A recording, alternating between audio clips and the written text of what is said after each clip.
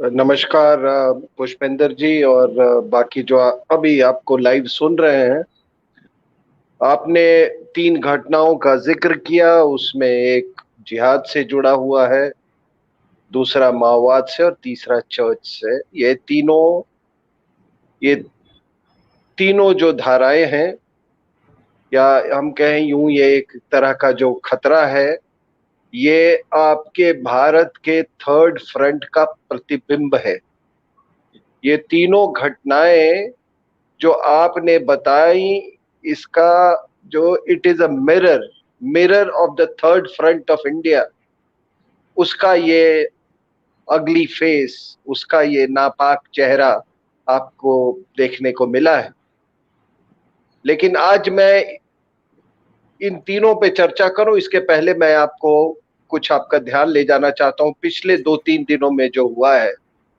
और कृपया आपने आपकी जो मानसिक जो मेंटल मैप जिसको बोलते हैं, मानसिक नक्शा, अगर उसको आप अगर एक सहारा बना के चले तो आप देखेंगे कि आज लखनऊ में, कल की बात है, लखनऊ में अल कायदा के दो लोग पकड़े गए।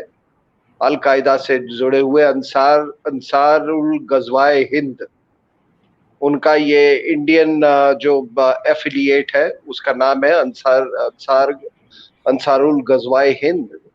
यानी कि अल कायदा ने हिंदुस्तान में जिहाद के लिए एक नई धारा बनाई है, एक उन्होंने नया संगठन बनाया है जो कि कुछ महीनों से सक्रिय है। तो उसमें दो शख्स पकड़े गए, एक मिराज और एक मेहरुद्दीन। वो पकड़े गए लखनऊ में। वो बहुत सारे वो इंडिपेंडेंस डे के समय में वो घटनाओं को अंजाम देना चाहते थे, दहशतगर्दी के घटनाओं को। और आपको मालूम है कि मैं ये इस बात पर मैंने काफी चर्चा की है, लिखा भी है, अपने पुस्तक में भी लिखी है कि देखिए, पाकिस्तान में जिस तरीके से ये ग्लोबल जिहादी फोर्सेस वहां की हत्याएं करके वो राजनीति को तय करने की कोशिश करती है, वो संस्कृति हमारे यहाँ भी पहुंच चुकी है। और वो संस्कृति तब पहुंची जबकि यहाँ पर हमारे राजनीतिज्ञों ने लश्कर तोयबा से मिलकर उन्होंने इशरत जहां को ये इस बात की, लश्कर तोयबा को इशरत जहां के द्वारा मोदी साहब के की हत्या की उन्होंने सुपारी दी थी। फिर आपने देखा कि किस तरह से इंडियन मुजाहिदीन का 2013 की बात है, गांधी मैदान में किस तरह से उन्होंने फिर ऐसी ही कोशिश की। और अब कल किसी एक टेलीविजन चैनल ने मुझसे पूछा कि आपको किस तरह से देखते हैं, तो मैंने कहा कि केवल मैं इसको इंडिपेंडेंस डे से जोड़ के नहीं देखना चाहता हूं। जो अगला चुनाव होगा उत्तर प्रदेश का, पुष्पेंद्र जी, वह देश की दशा और दिशा तय करेगी। क्योंकि वो एक ऐसा प्रदेश है जहां पे काशी भी है, अयोध्या भी है, मथुरा भी है। और जो काशी, मथुरा और अयोध्या का डेस्टिनी होगा, वही भारत का डेस्टिनी होगा।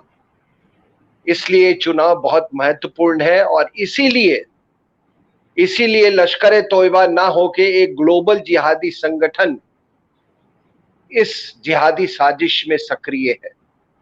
तो सुनने वालों को शायद ये अब महसूस हो रहा होगा कि आखिर अल कायदा के पद चिन्ह क्यों देखने को आपको मिले यहाँ पे लखनऊ में।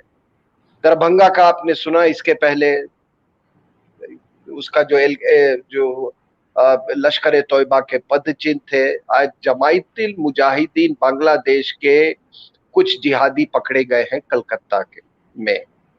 और मैंने इस पर भी चर्चा की थी कि किस तरह तक ममता बनर्जी के सहयोग से, किस तरीके से वहां पर ये बांग्लादेश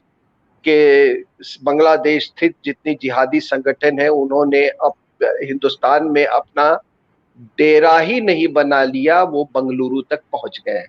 तो आज की ये दो घटना, एक और आज बहुत महत्वपूर्ण घटना होगी, पता नहीं लोगों ने उसको ध्यान से पढ़ा या नहीं, कि कल नेशनल इन्वेस्टिगेटिव एजेंसी के कुछ रेड्स हुए हैं कश्मीर में।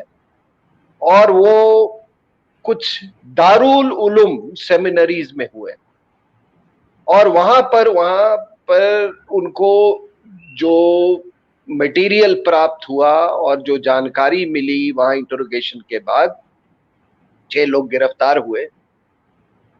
दारुल उलूम जिसका कि हेडक्वार्टर देवबंद में है, वो अब इस्लामिक स्टेट से उसका लिंकेज वो जुड़ गया है, क्योंकि ये जितने ये 2-3 सेमिनरी जो है दारुल उलूम के कश्मीर में जहां पे ये रेड्स हुई हैं, वहां पे दारुल उलूम का लिटरेचर और एक वो मैगजीन भी निकालते हैं इस्लामिक स्टेट का, विच इज इंडिया स्पेसिफिक, वो कहते हैं वॉइस ऑफ इंडिया करके, वो मैगजीन भी निकालते हैं।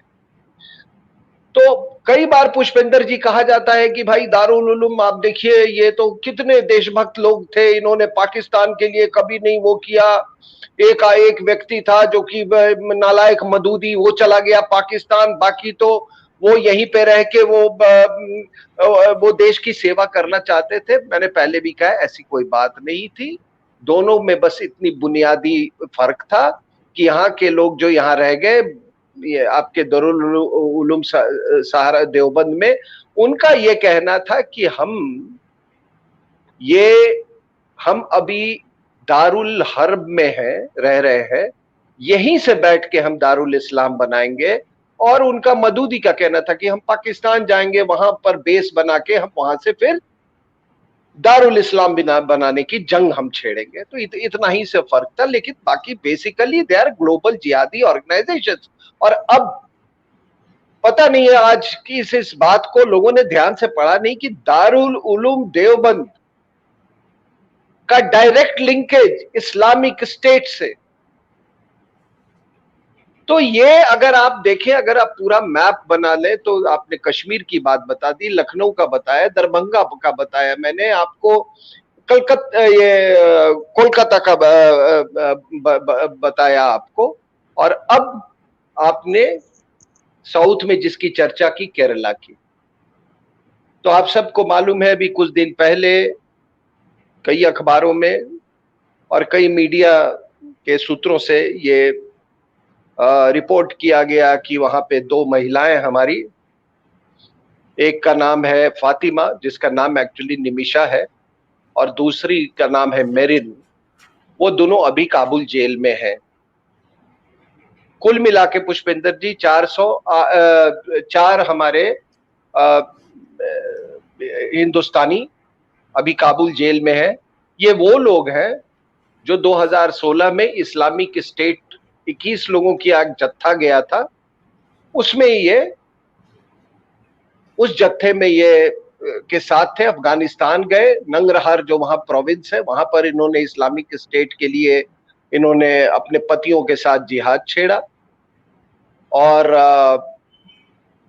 उसके बाद से इनके पति जो है वो अमेरिकन स्ट्राइक के से वो मारे गए। और ये 2 का नाम मैंने बताया, निमिषा जिसका फातिमा, और ये मेरिन, और एक जिसका नाम है सोनिया सेबेस्टियन, उसका नाम था आयशा।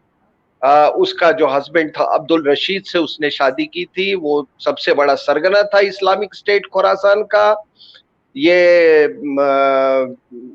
कासरगोड की रहने वाली थी, केरला का, वो भी उसका पति भी मारा गया, वो भी जेल में थी। और एक चौथे का नाम है रफीला। लेकिन अभी बात केवल हम 2 जिसके बारे में ये पूरी रिपोर्टिंग हुई है अखबारों में, कि ये निमिषा और फातिमा का 4 साल की बेटी है। निमिषा एक हिंदू थी और मरीन एक क्रिश्चियन। निमिषा की माता यानी उनका फातिमा की माता बिंदु, उन्होंने गुहार लगाई भारत सरकार से कि हमारी पुत्री को आप कृपया एक्सट्रेडाइट कीजिए, एक्सट्रेडिशन प्रोसेस आप शुरू कीजिए। और उन्होंने फिर केरला हाई कोर्ट का भी दरवाजा खटखटाया कि आप वहां से इनको रिपैट्रिएट करें। अब सवाल है, उनको अपनी बेटी के लिए दर्द है, मोह है, अपनी नातिन के लिए बहुत मोह होगा, वाजिब सी बात है। और मरीन की मां ने, जिनका नाम है मरियम, उन्होंने कहा कि नहीं, मुझे अपनी ये पुत्री तब तक नहीं चाहिए जब तक वो इस बात को दृढ़ता से साबित ना कर सके कि उसने ये जिहाद का रास्ता छोड़ दिया। उसने कहा कि मुझे ऐसी बेटी नहीं चाहिए जो कि इस देश और ये समाज और इस देश के लिए जो खतरा बने। मुझे ऐसी बेटी नहीं चाहिए जो कि देश और समाज के लिए कलंक हो। अगर वो रास्ता अपना त्याग देती है तो मैं इस पर सोचूंगी, ऐसा उन्होंने कुछ बयान दिया है। अब नजरिए का फर्क है, अपना अपना दर्शन है। लेकिन ये बता दूं कि ये चारों जिनका मैंने नाम लिया, ये निमिषा एक हिंदू थी, मरीन एक क्रिश्चियन थी, और इन्होंने दो भाइयों से शादी की थी। एक का नाम था बेक्सिन और दूसरे का नाम था बेस्टियन। ये दोनों दो क्रिश्चियन भाइयों से निमिषा और मरीन ने शादी की थी। अब एक का पति जो था बेक्सिन, वो इस्लाम, दोनों भाई वो इस्लाम में उन्होंने अपना मजहब परिवर्तन कर लिया। बेस्टिन बन गया याहिया और बेक्सिन बन गया ईसा। तो दोनों पे धर्म करने के बाद दोनों की जो पत्नियां थी, प्यार करती थी, मोहब्बत था। निमिषा एक डेंटल स्टूडेंट थी फाइनल ईयर में, और मरीन जो थी वो कम्युनिकेटिव इंग्लिश में उसने डिग्री प्राप्त किया हुआ था और मुंबई में किसी मल्टीनेशनल में वो प्रशिक्षण प्राप्त कर रही थी। तो इन लोगों ने ये घोर जिहादी बन गए। और फिर आपको मालूम है कि इनका फिर वो जिंदगी की जो जिहादी यात्रा है वो अफगानिस्तान तक पहुंचा गई इनको। वहां पे अमेरिकन स्ट्राइक हुआ, दोनों के पति मारे गए। इनके पास कोई चारा नहीं था, इन्होंने सरेंडर कर दिया।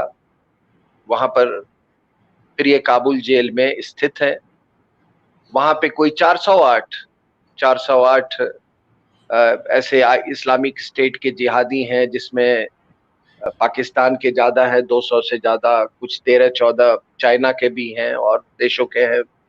हिंदुस्तान के मैंने बताया आपको कि 4 है।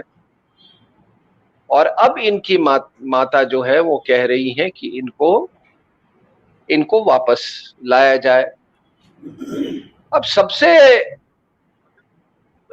गौर करने वाली बात यह है कि आखिर क्यों?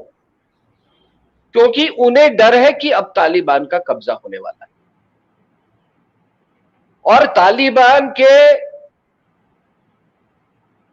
हाथों में ये लोग सुरक्षित नहीं है, इसलिए बेचैनी ज्यादा है। लेकिन गौर करने वाली बात है कि आज पूरी इस्लामिक दुनिया में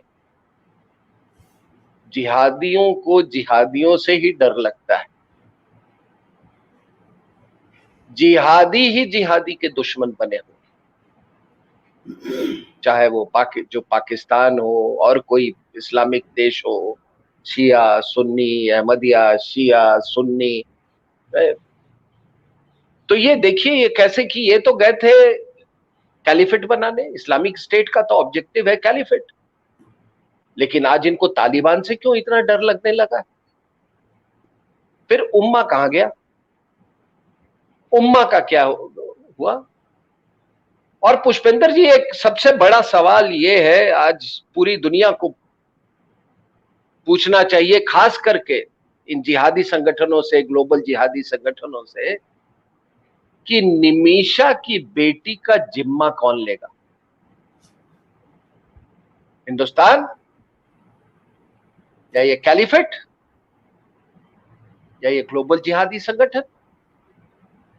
इसमें जिम्मा लेने से ज्यादा इंपॉर्टेंट ये हो, उसे नागरिकता का सर्टिफिकेट कौन देगा? वही कह रहा हूं, बिल्कुल सही कहा, बिल्कुल सही कहा आपने। और अभी वहां पे कुछ इंडियन ऑफिशियल्स जाके इन चारों महिलाएं, जिसका नाम मैंने निमिषा, मरीन, सोनिया और ये रफीला, उनसे जाके मुलाकात की और उनका कहना है कि इन लोगों में कोई पछतावा नहीं है। उन्होंने ऐसा कभी नहीं छोड़ा कि ऐसा कोई उन्होंने आश्वासन नहीं दिया है कि वो उस जिहादी रास्ते को छोड़ने वाली।